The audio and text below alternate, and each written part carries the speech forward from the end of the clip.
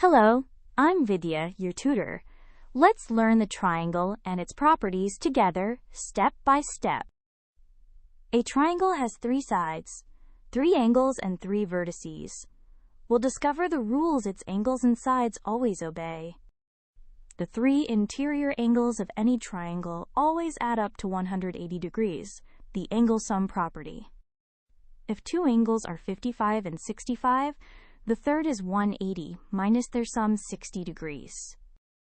An exterior angle of a triangle equals the sum of the 2 interior angles opposite to it, a handy shortcut. In a right-angled triangle, the square on the hypotenuse equals the sum of the squares on the other 2 sides, the Pythagoras property. With base 6 and height 8, the hypotenuse squared is 36 plus 64, which is 100, so the hypotenuse is 10. To recap, a triangle's angles total 180. An exterior angle equals the 2 opposite interior angles. And in a right triangle, Pythagoras links the 3 sides. Well done! Great work!